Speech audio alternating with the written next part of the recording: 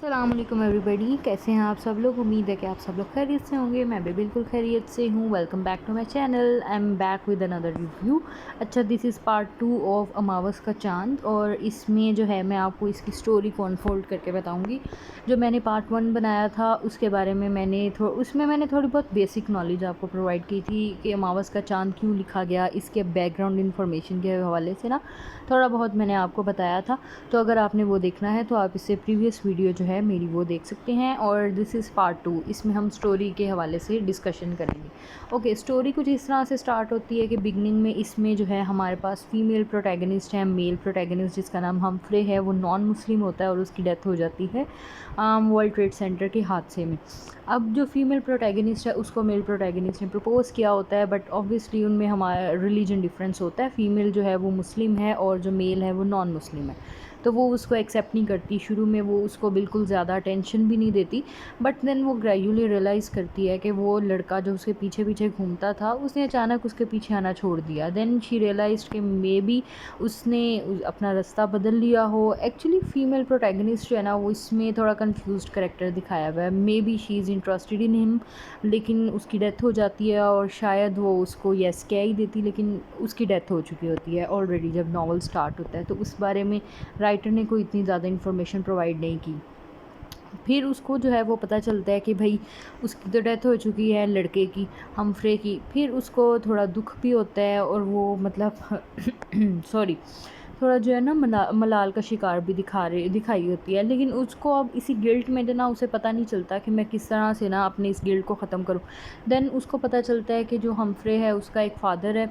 ایک ہی فادر ہوتا ہے ویسے، خیر اس کے فادر جو ہے وہ الائیو ہیں اور ان کا جو ہے اس دنیا میں کوئی بھی نہیں ہے. تو وہ کہتی ہے کہ شاید میں اگر ان کی لک آفٹر کروں گی اور ان کا خیال رکھوں گی تو اس طرح سے میں اپنے کیے کا جو ہے نا وہ تھوڑا سا میرا ریگریٹ مطلب کم ہو جائے گا.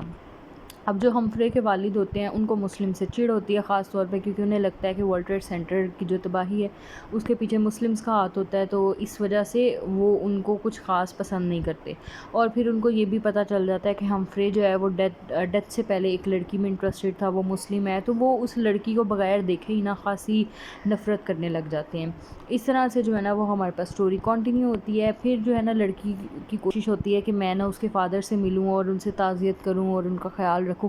خیر وہ ڈے ڈریمر ٹائپ کی جو لڑکی ہے نا وہ چلی جاتی ہے ہمفرے کے والد کے پاس، اور اس کے والد اچھا خاصا اس کو دھتکارتے ہیں، ٹھیک ٹھاک لعنت ملامت اس کو کرتے ہیں. ایون گالیاں بھی انہوں نے اس میں رائٹر نے بتایا ہوا کہ اس کو دیتے ہیں. مطلب وہی سفرنگز انہوں نے دکھائی ہوئی ہیں مسلمز نے کیا سفر کیا اینڈ آل.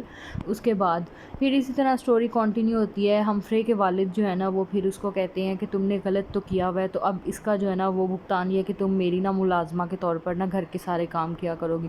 اچھا، لڑکی بھی جو ہے نا وہ اپنے ریگریٹ کو دور کرنے کے چکر میں نا ڈیلی ان کے گھر چل جاتی ہے اور وہاں پہ صفائی کرتی ہے، سارا ارینجمنٹ کرتی ہے، کھانا بناتی ہے اور یہ سب. اور اس دوران جو ہے نا ہمفرے کے جو والد ہیں نا اس پہ کڑی نگاہ رکھتے ہیں اور اچھی خاصی اس کی انسلٹ کرتے ہیں. مطلب جو ان کے ذہن میں آتا ہے نا جملہ، جو ان کو لگتا ہے سختی وہ کر سکتے ہیں، وہ اس لڑکی کے ساتھ کرتے ہیں کہ بھئی اس کی وجہ سے میرے بیٹے کی ڈیتھ ہوئی، she is Muslim and they are not good. اس طرح سے سٹوری جو ہے وہ کنٹینیو ہوتی ہے اور یہی جو ہے نا بس آگے کنٹینیو ہوتی جاتی ہے. پھر ود ٹائم جو ہے نا اس کے فادر کا غصہ ٹھنڈا ہو جاتا ہے، یا جو بھی ہے وہ کمپرومائز کر لیتے ہیں. مطلب آہستہ آہستہ نا وہ ذرا ٹھیک ہونا شروع ہو جاتے ہیں، اور پھر ان کا جو ایٹیٹیوڈ ہے نا لڑکی کے ساتھ بیہیویئر جو ہے وہ تھوڑا سا ڈفرینٹ ہو جاتا ہے. وہ اتنے زیادہ سخت اور کرپٹ ٹائپ کے نہیں رہتے ہیں. پھر یہ ہوتا ہے کہ وہ گھر پر آتی ہے، صفائی وغیرہ کرتی ہے، سارا کچھ مینیج کرتی ہے. تو اس دوران نا وہ اس کو کوئی اتنا زیادہ ڈانٹتے نہیں ہیں، لڑتے نہیں ہیں، اس کے ساتھ بدتمیزی نہیں کرتے اس کے ساتھ، لیکن وہ اس کو کچھ خاص بلانا پسند نہیں کرتے.